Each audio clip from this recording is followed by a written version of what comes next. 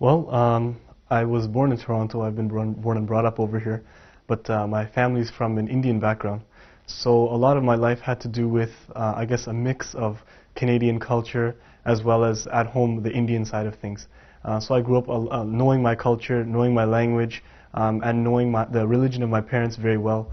I grew up in the temple, and I would always go to summer camps and Sunday school, and always going to prayers and so on and so forth. So I went through a lot of, like, I guess, culturalization in both the culture of my parents and the culture that I was growing up in at school. I went to high school over here. I was a pretty studious person, but I also had my fun on the side, and I was really into music. I used to play guitar. I played for 11 years, and so that was my life, I guess, before.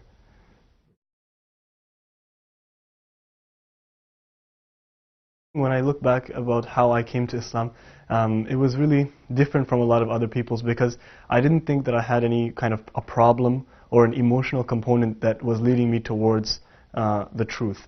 Since I was young, I just didn't feel right in the religion of my parents, although I had been brought up in it, and actually at one point in time I was a very ardent defender of it. And I was almost staunch, you could say. But that staunchness was like a shell, it was very hollow.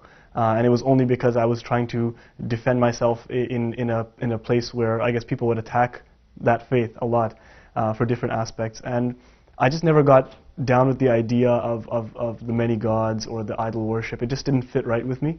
As well, there were like numerous different explanations which weren't sitting well in terms of science. And I wasn't satisfied that the truth was there, although there were many good teachings. And I have to clarify that values and beliefs I found were in every religion. And after I left the religion of my parents when I was just starting into my teenage years, I came across the Bible and Christianity, and I read the Bible, and it was beautiful because I came across this idea of one God. In the Old Testament, I came across this idea of one God, and that just like it held me. And the way that this God was so benevolent, and at the same time, it was like the might of God that really, really attracted me towards this, and the concept of prophets, the concept of prophethood, where the men who give you the message are not divine in themselves, and this is the Old Testament that I'm talking about, and that really, really attracted me towards that, and my search kept on going from there. I went into the New Testament, read that, and again, I was really happy with the values that I had found, and I had fallen in love with the character of Jesus, but at the same time, I just couldn't accept it into my heart. It didn't fit for me. And that's when I started to kind of cast off all religion, and I became atheist for a point in time. But after a while, I couldn't force atheism upon myself because I knew in my heart, and just from the logic around me, that this whole creation was created by some awesome being, and that's what led me to go to any spiritual buzz I could find, whether it's a Buddhist circle or a Catholic church or a Sikh temple, or even sometimes a Hindu prayer with my parents. The only religion I never actually bothered to look into was Islam. Like, my parents are from India and from a Muslim city in India. So we always grew up knowing about Islam, although not the beliefs itself, but the lifestyle of a Muslim, the Islamic culture.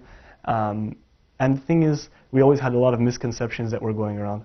And so whenever I grew up in Islam, it was always centered around certain misconceptions, like misconceptions such as terrorism or the rights of women. These were always issues that always held me back from wanting to even look into the religion.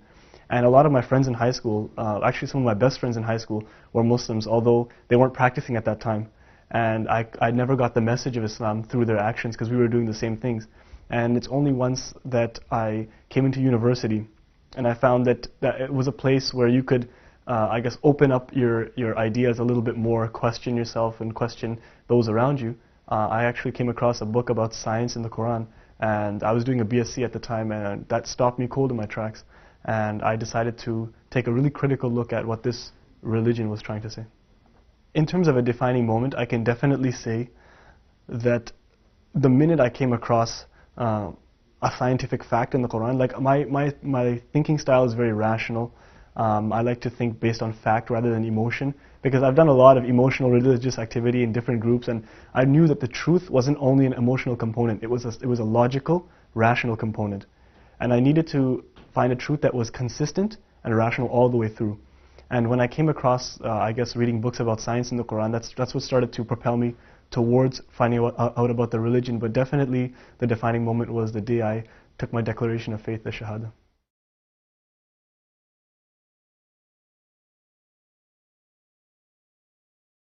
Well, after I became Muslim, of course, I told my parents very shortly after, and everyone around me, and they started to pick up on it a little bit because I started growing my beard and stuff like that.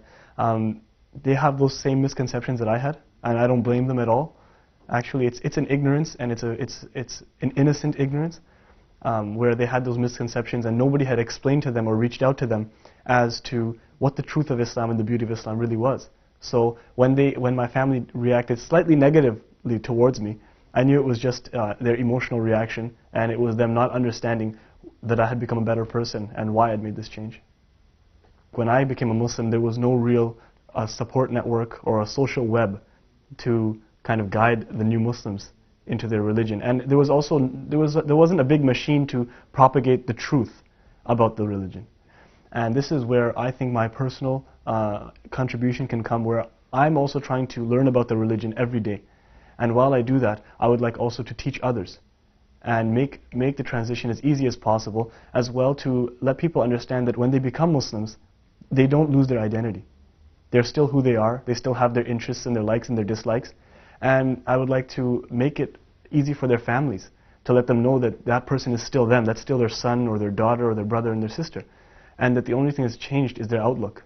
They've just come in touch with the greater reality.